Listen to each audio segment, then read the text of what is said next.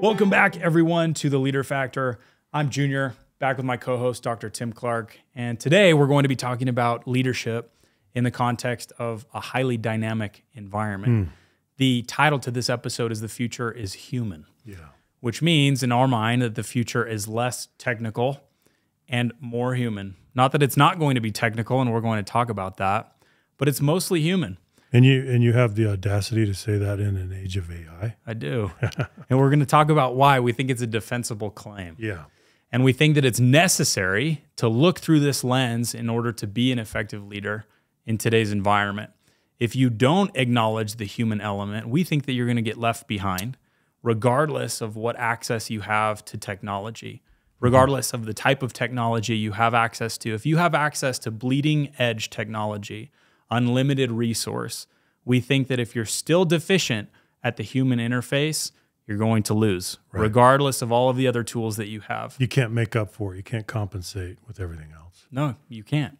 So today, we're going to be going through 4 different stages of economy, relating those to the way that our role as leaders has changed over time.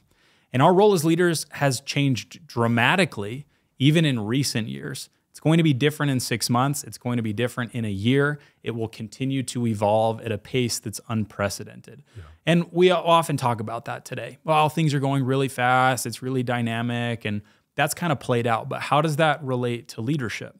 How does that relate to these core principles that are true regardless of environment? So I want to kick off a question to you to start us off, which is, how has leadership changed in your experience in the last 30 years? Well, Junior, what I'd say is that as an applied discipline, it hasn't changed. The principles are immutable. And then we convert the principles into practices, right? Behaviors, skills, tools. So there's an immutability about those principles, but the context certainly has changed. So you alluded to it, the dynamism, the unforgiving, hyper-competitive nature of what's going on now, the shortened span of competitive advantage, the speed, the compression of time frames. All of these things are new in context, but leadership within that context has not changed. Although, and we've talked a little bit about this before, the norms have changed, right? So I think we have to acknowledge that norms have changed. And in the past, what was acceptable is not acceptable today. In fact, we could even say that there was the normalization of deviation in the past, where we accepted behaviors, norms that are absolutely not acceptable today. True? True. And not only are they not acceptable, they shouldn't be. That's right. So we're not talking about, well, these are just some minor cultural differences and we've changed. No, there were things that were unacceptable in the past that were unacceptable in theory at the time, shouldn't have been doing them, did them, they were normalized. We tolerated it. We tolerated it. Now we're not. Yeah. And if you can't make that transition from 30 years ago, 20 years ago, 10 years ago to today, and if you can't make the transition to 2034, you're going to have a hard time. Yeah. And you're going to be irrelevant. And part of what will make you irrelevant, or most of what will make you irrelevant, is the commoditization of your skill set if you don't have interpersonal skills to offer to help stay ahead of the change curve. Right. And that's really the crux of the issue that we're going to get into today, is the forces of commoditization eat away at your advantage always, at a macro level, at an organizational level. But they also eat away at you as an individual and your skill set and relevance as a leader. So they're chasing you. They're chasing you constantly. Yeah. You need to be running toward the destination and away from a whole bunch of other things that you don't want.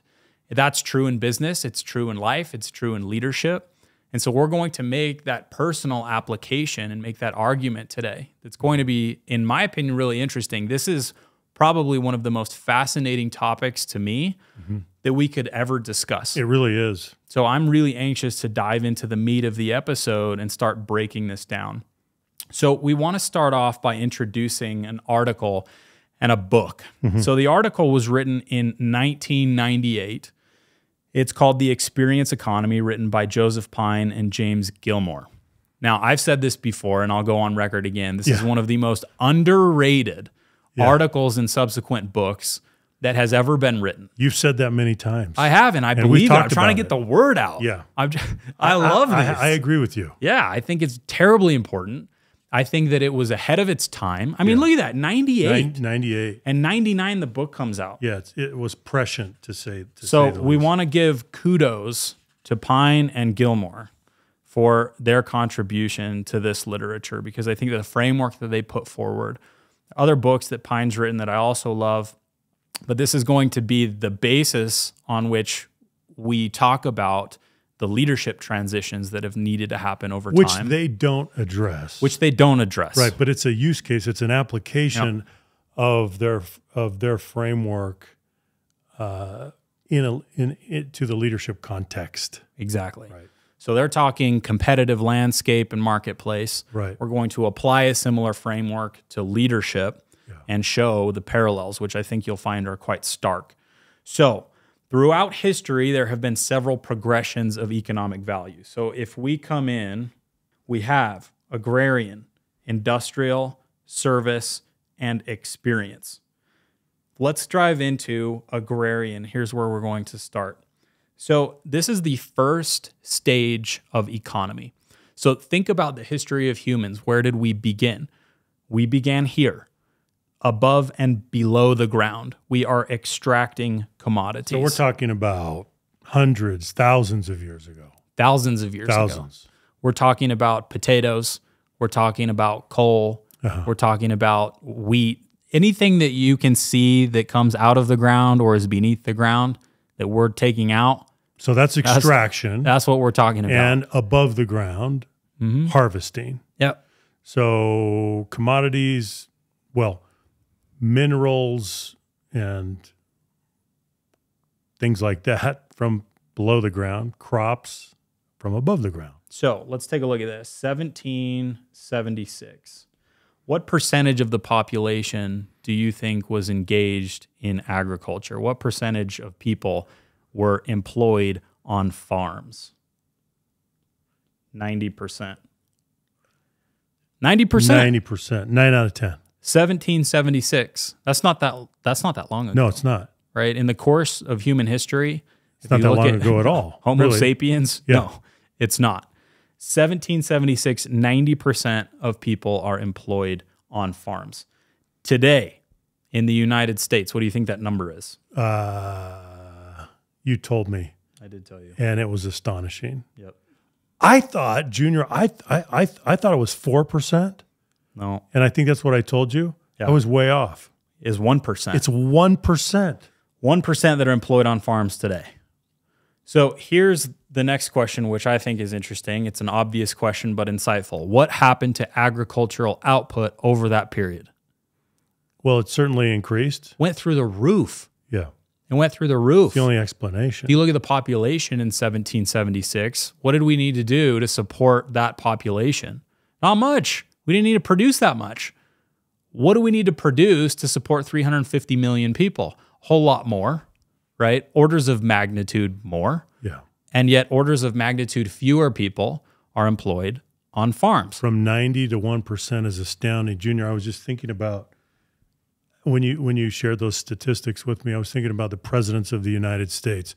George Washington was a farmer.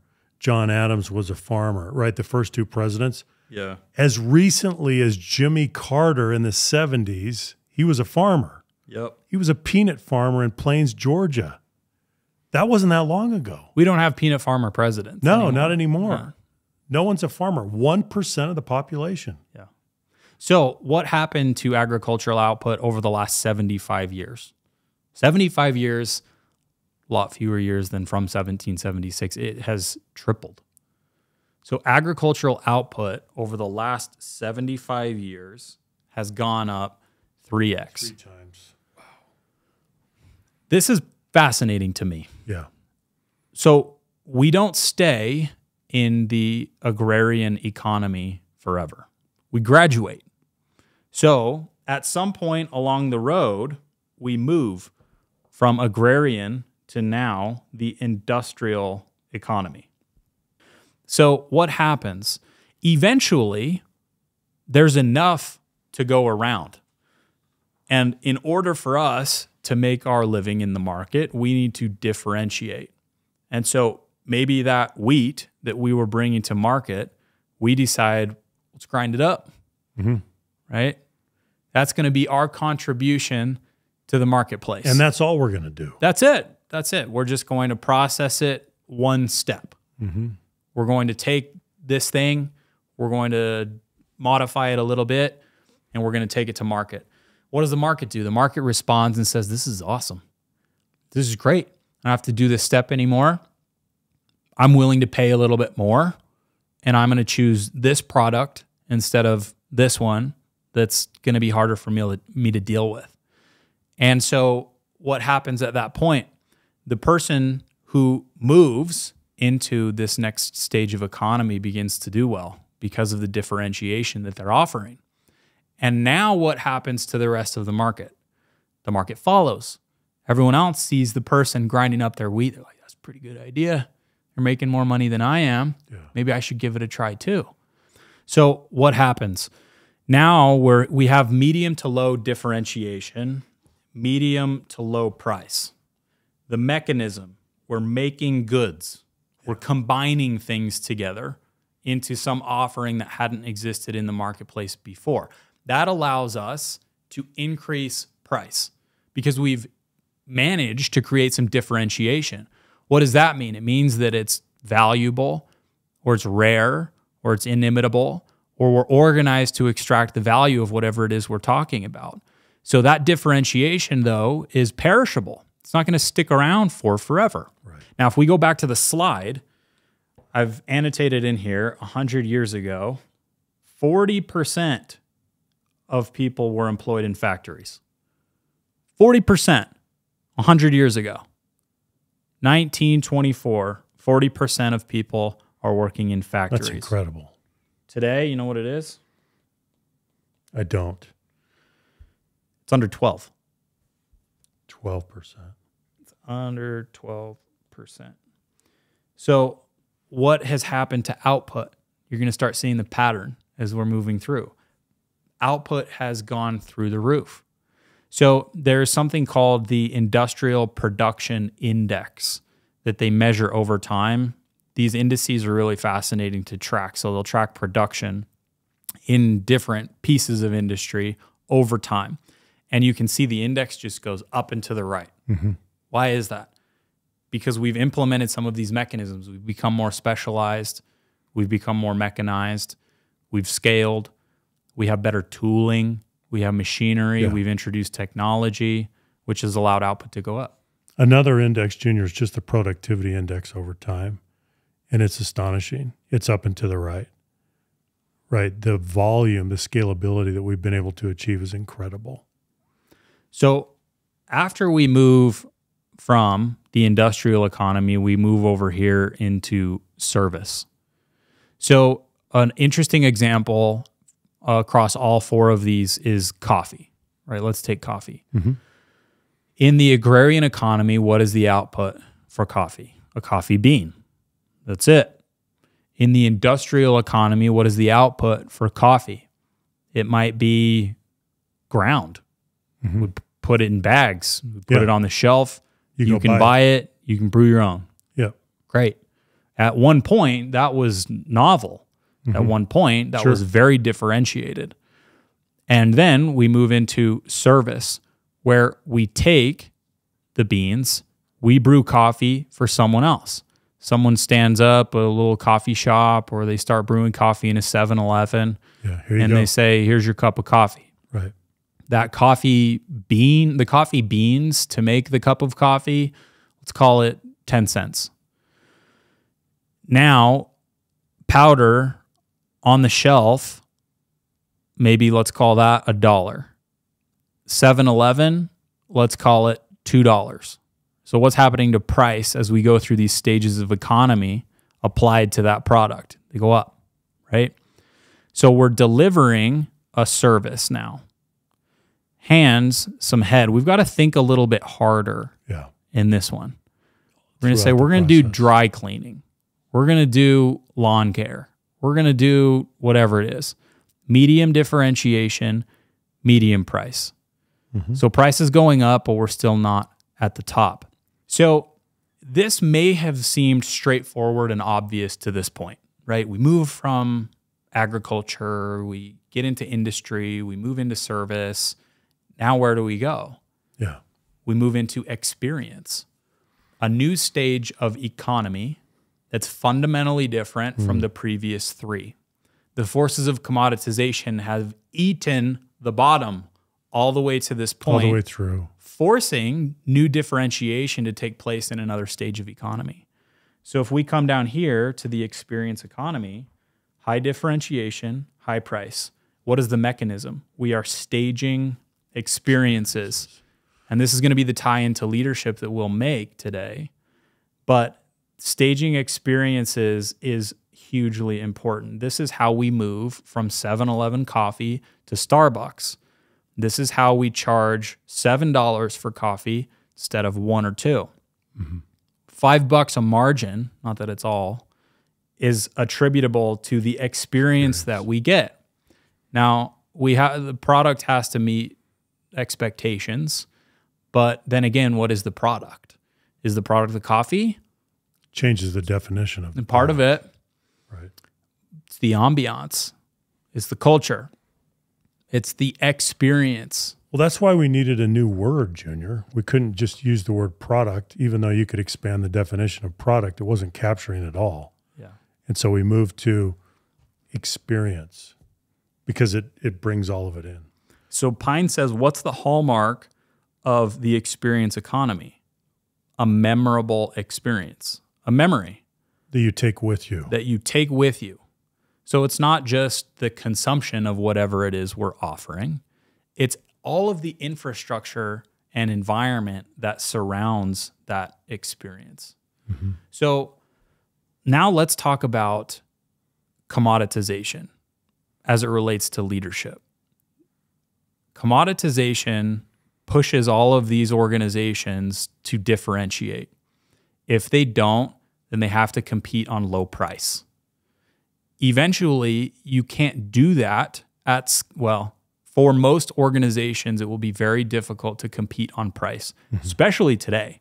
If you go into agriculture and try and compete on price, and you're not unless country, you have massive scale, then you're going to have a hard time. Yeah. Right. So that leaves us with differentiation. Differentiation is the only fun way to compete, in my opinion. It's not fun to compete on price. I like that you said that. It is a lot more fun. So if you enter a market, you don't want to enter that market to try and compete on price. It's not fun. No. You want to enter and compete in differentiation. So commoditization is propelled by automation. And automation moves like the levels of accountability. We talked a few weeks ago about task, process, and outcome. Automation eats those things in order. Yeah. Automation first eats tasks, then it eats processes. Now, at the advent of AI, we're seeing it eat outcomes. Well, Junior, don't you have like a robot vacuum cleaner? Oh, yeah. Shout out robot vacuum mops. Yeah. So, okay. Changed my life. What is that commoditized for you? It's commoditized my hands, right? Yeah. It's allowed me to spend time doing other things. Now, if I were employed as a mopper and a vacuum cleaner, I have a problem because all the robots are coming for me. Yeah. And as a leader, what you offered the market in the past will be commoditized. You will not be able to offer the market anymore, which is the transition now into the leadership piece of things. Okay. So in your opinion, you said that the environment has changed. It's more dynamic. It's going to require different things. But what practically will be different about your contribution as a leader today if you're not in the experience economy, you probably will end up there at some point. Yeah. So what do you need to offer? What's different? Well, Junior, I think it comes back to, you said in the in the experience economy, we stage experiences. So if we then apply this to leadership, and let's say that you are leading a team, what is the expectation? The expectation is that you will be the architect of that experience. And the expectations are rising from employees about what that experience is going to be like. And so you've got to be able to put the pieces together, the elements of that experience. You are delivering an experience for your employees. Now, of course, they have to contribute. They all have a role. They all have tasks and processes and outcomes that they have to achieve. But you are creating the atmosphere, the climate, the conditions, the terms of engagement. You've got to do that. That's an experience. And I would say in the workplace that what an experience means. So if you look up the definition, the basic definition of an experience is that you are either observing or participating in something, in an event. Okay, but I think in the workplace it goes well beyond that. And we're talking about an experience that meets and satisfies people's human needs. And you're right in the middle of that. So when was the last, I mean, think through the past. Were leaders talking in terms of meeting the basic and higher needs, higher level needs of their employees? No, they weren't. And so you think back from the Industrial Revolution, did we even think this way? No, we didn't. But this is what we're talking about. If the leader is charged to stage the experience for the employees, then we're going to a different place now. And that means the leader has to be equipped to be able to do that, to meet those basic human needs. And it makes me think of the 4 stages of psychological safety. So we have inclusion, safety, stage 1. So do I feel included? Do I feel accepted? Do I have a sense of belonging? Does the experience that I'm having at work satisfy that category of human need? And then we go to learner safety, stage 2. Do I have the opportunity to learn and grow and develop mastery? Is the experience I'm having at work satisfying those needs, that category? Then we go to stage 3, contributor safety.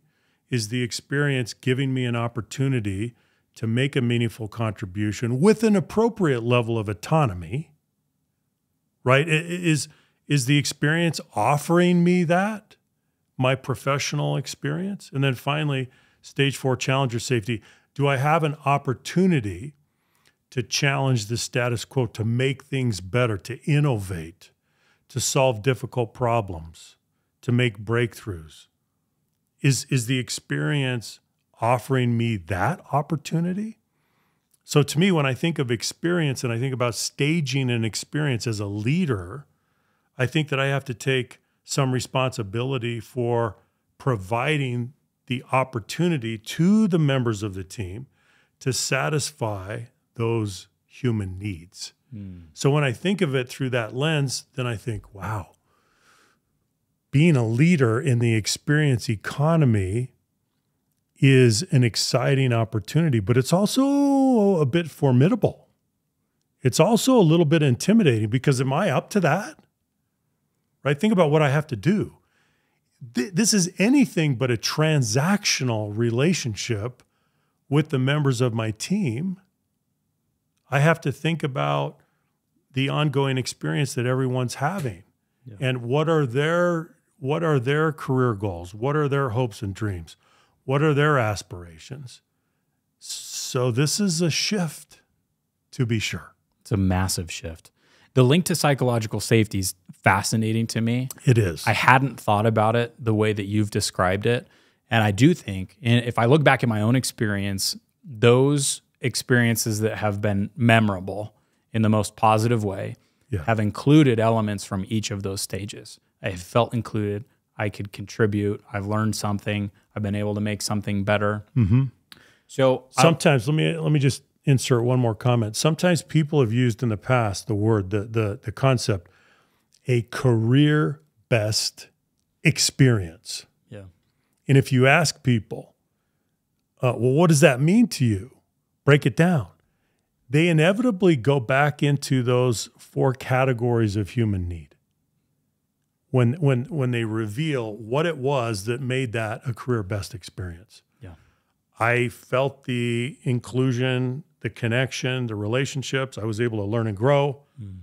I was able to contribute. I was able to challenge the status quo and innovate. That's what it comes down to. Yeah. No, I agree.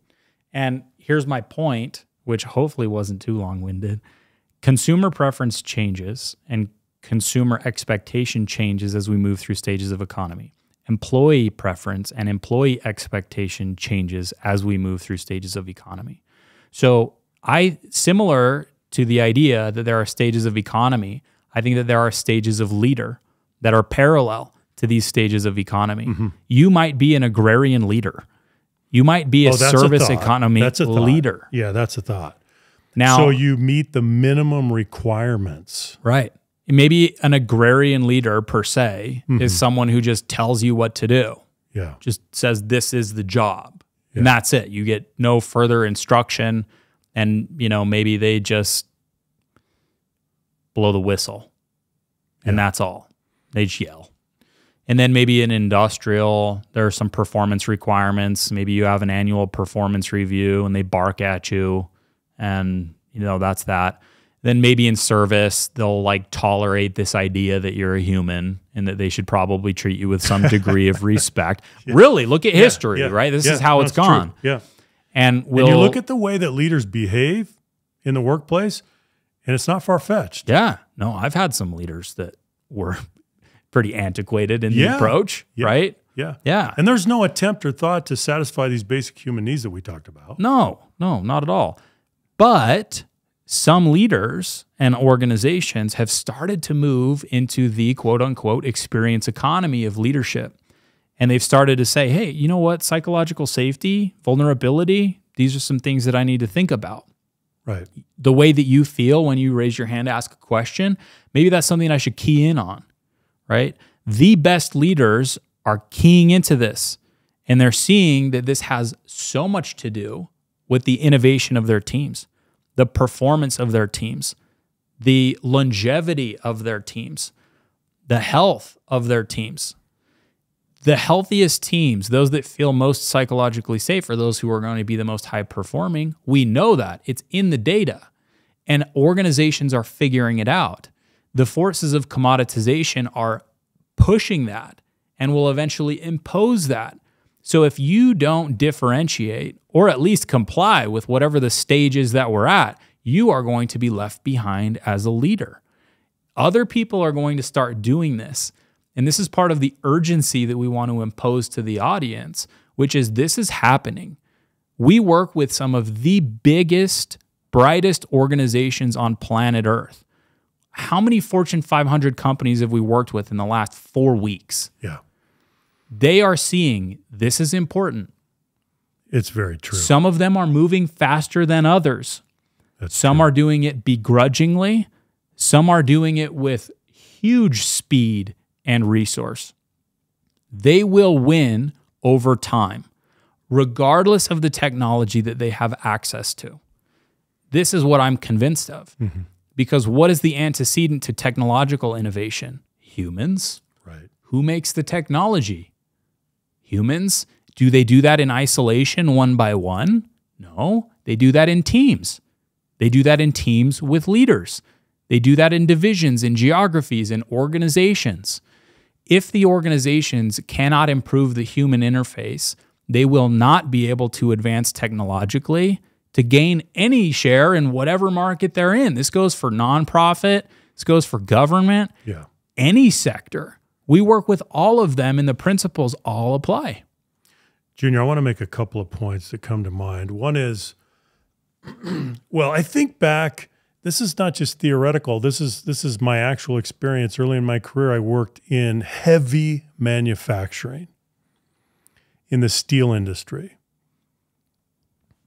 And I don't remember ever a boss saying to me, what's your preference? How would you like to do things here? Or let's think about what would be, how we could advance the interests of our employees and meet their basic human needs. That was foreign. We didn't speak in those terms. We were not even thinking really about the employee experience just to get the work done. Yep. We ran, and this is old language, but we ran a 21-turn Timken schedule, 24 hours a day, 365 days a year, except for planned downturns. But the entire mentality was about producing the products and just providing working conditions that were tolerable. That was it. So I just want to say that was very recent. That was in my lifetime. So that's point number one. Point number two, let's not forget the distinction in the relationship between the employee experience, EX, and the customer experience, CX. What do we know about that? The EX drives the CX. If the employees are miserable, if the employees are not satisfied, if the employees are disengaged, how can they provide this incredible customer experience? They won't. It's not going to happen. So let's go back and remember the direct tie between EX and CX. So I think that's a crucial point that's always going to be true. And so if the forces of commoditization are chasing the experience that we're giving to customers, and we have to continue to up the ante, and we have to continue to find ways to add value, we also have to work backwards and look at the employee experience. They are the ones that have to provide that. If they don't get that from their leaders, they will not give it to your customers. No. Period. Otherwise, well, it's interesting. Yeah, I always have to smile when you go into a retail establishment and someone is surface acting and they're trying to show you that they really care when they don't. And it's not lost on you, right? Yeah. But that's just an example of it's a synthetic experience and it's not really getting the job done. Yeah. Well, that's a reflection of an EX, right? An employee experience that's not really getting the job done. Yeah. That's what that is. Well, this is why we do what we do. So if you think about our name, the leader factor, what is the leader factor? It's this factor. Yes. It's the human factor. It's Yes. the human interface and the human element. Do you think that it's a surprise? If you go to our website, you go to leaderfactor.com, what are you going to see a lot of? A lot of emotional intelligence, a lot of psychological safety, a lot of the human interface. Why? Right. Did we just stumble into these product areas and think, well, we just set up shop here, see what we can do? No. We know that it is here at the human interface that organizations will win or lose. Yeah. It's a leader's ability to absorb this type of content, put it into practice with their people in the real world today, tomorrow, and next week so that their businesses can innovate. So a lot of people might look at the product areas and say, wow, that's kind of soft. They may begrudgingly adopt some of it out of compliance, like, we might have to do some of this. Mm-hmm. They're missing the mark that humans are before the technical. If you don't have the human stuff in order, nothing else is going to matter over a long enough time horizon. Well, I think that's what we're talking about, Junior. We're talking about moving, coming back, staging experiences for customers, yes, but that is a function of the way that we stage the experience for the employees. Yeah. And coming back to the human element coming first, let's just talk about innovation. I'll make one more point, and that is, and we've said this before, one of our research findings is that in innovation, the quality of the interaction among the team members regulates the speed of discovery. Think about how important that is. So the human element does precede the technical element, and we have to keep that in mind. The quality of interaction regulates the speed of discovery. So if we think about this even more generally, not just leadership, but professionals generally, commoditization is eating away whatever advantage you are giving to the marketplace today. So whatever worked for you for the last 20 years or 10 years or 1 year is not going to work in the future. Right. So you're going to have to figure out how to adapt. We're going to make the argument that the most important thing that you can do to contribute to the marketplace is to improve your interpersonal skill, to be able to lead effectively, to be able to manage a team, to stage this type of experience. And we're going to be talking about that in some future episodes. But I appreciate the conversation today. I probably talked a lot. This is one of my favorite topics. It's such a good way to set it all up, though. I think so. Think about context and think about how it is that we got to where we are. Yeah. There's a lot that we need to do. So just as commoditization eats away the advantage of an organization, it eats away at your advantage as a professional and as a leader.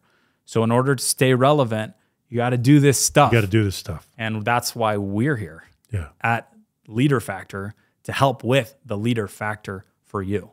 So whether that be emotional intelligence, psychological safety, all of these things that we're talking about are going to be relevant. Today, there's a downloadable from everything that we talked about today that will be available in the show notes. So if anybody wants to go and download that as a reference tool, feel free to do that. We will join you in the next episode. Take care, everybody. Bye-bye.